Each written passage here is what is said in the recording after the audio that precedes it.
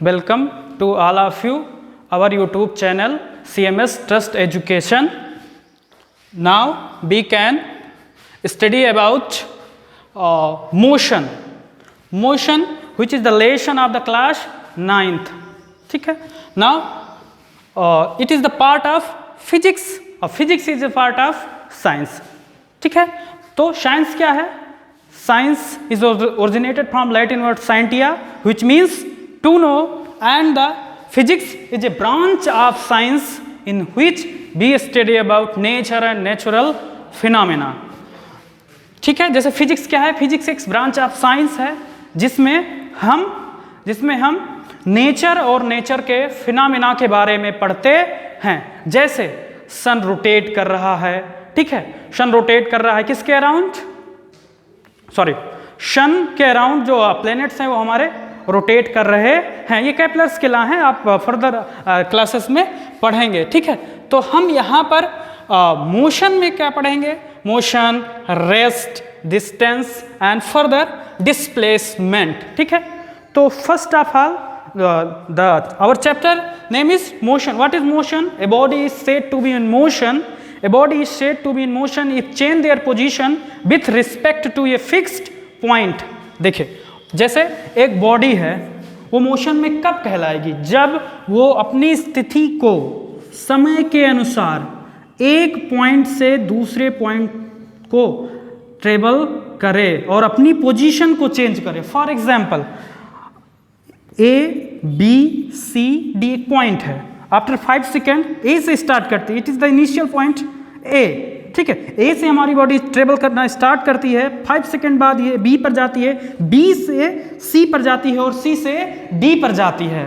ठीक है. तो इसको हम कहते हैं motion. We can say that the body in the motion. For example, ठीक है, द मोशन ऑफ द अर्थ.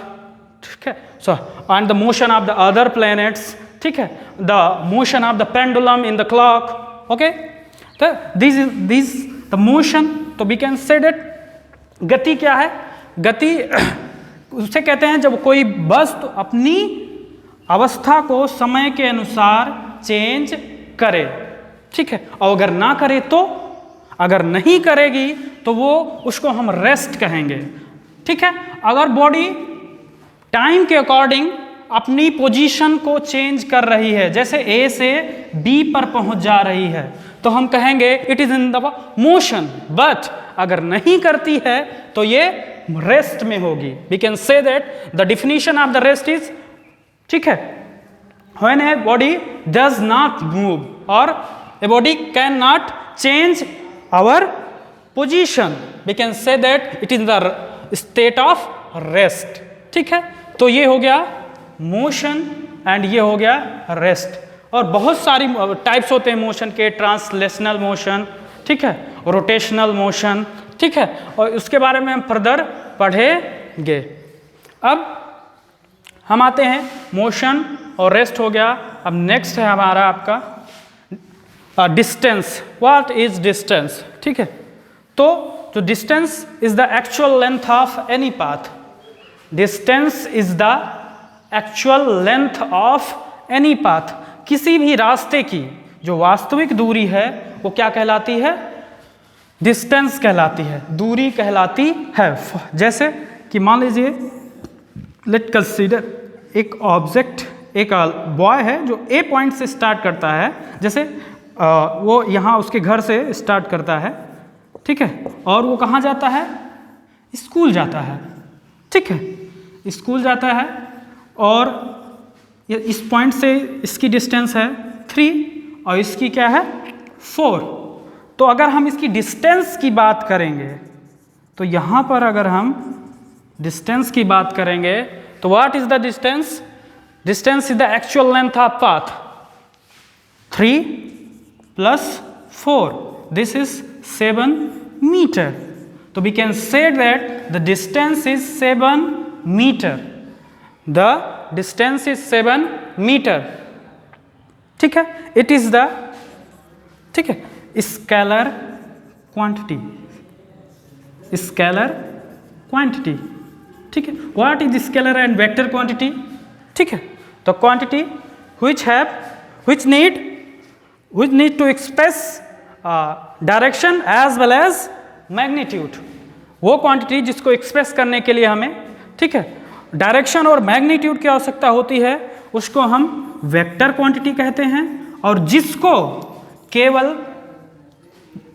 केवल व्यक्त करने के लिए हमें मैग्नीट्यूड की आवश्यकता हो, मैग्नीट्यूड की आवश्यकता हो, उसको हम स्केलर क्वांटिटी कहते हैं। तो अगर हम डिस्टेंस की बात करें तो डिस्टेंस क्या है, एक स्केलर क्वांटिटी है, क्योंकि इसमें केवल मैग्नीट्यूड होता है, डायरेक्शन नहीं होती, ठीक है। तो ये हो गया हमारा डिस्टेंस, ठीक है। मैग्नीट्यूड क्या होता है, it is the numerical value. जैसे 5 मीटर हम बात करते हैं तो इसकी यूनिट हो गई, तो ये जो है 5 हमारा, it is the magnitude. The numerical value in any expression it is called magnitude, ठीक है। तो ये हो गया हमारा मैग्नीट्यूड। अब हम बात करते हैं डिस्प्लेसमेंट की, ठीक है। डिस्प्लेसमेंट क्या होता है, displacement is the shortest distance between actual and final position. Displacement क्या है, दो बिंदुओं के बीच की कम से कम दूरी है, दो बिंदुओं के बीच की कम से कम दूरी है। जैसे हम अपने स्कूल जाते थे, ए से स्टार्ट करते थे, बी पर जाते थे, बी से उसके बाद सी पर जाते थे, ये हमारा स्कूल है, ठीक है। लेकिन हमारे पास एक छोटा रास्ता है जिसको हम शॉर्टकट कहते हैं, यहाँ से यहाँ पर पहुँच सकते हैं, ठीक है। तो ये जो शॉर्टेस्ट डिस्टेंस हो गया, it shortest distance is called displacement. अब ये डिस्टेंस कैसे निकालते हैं, आपने पढ़ा होगा पाइथागोरस थ्योरम, ठीक है। Hypotenuse square equal to base square plus perpendicular square. तो यहाँ से अगर हम AC निकालें, ठीक है, तो क्या हो जाएगा, इधर रूट हो जाएगा, ठीक है। 3 3 जा प्लस 4 स्क्वायर, तो 3 3 जा 9, 4 4 जा 16, 9 plus 16 25 and the value square root of 25 is 5। तो हमारा जो डिस्प्लेसमेंट है वो 5 आया और डिस्टेंस कितनी आई, 7।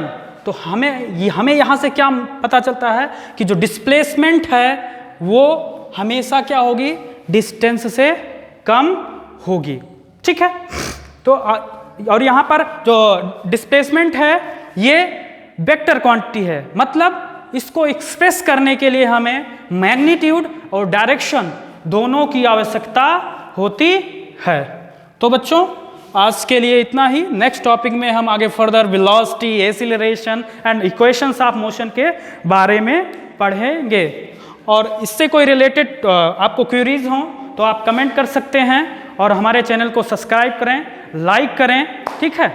और stay home and stay safe. Thank you.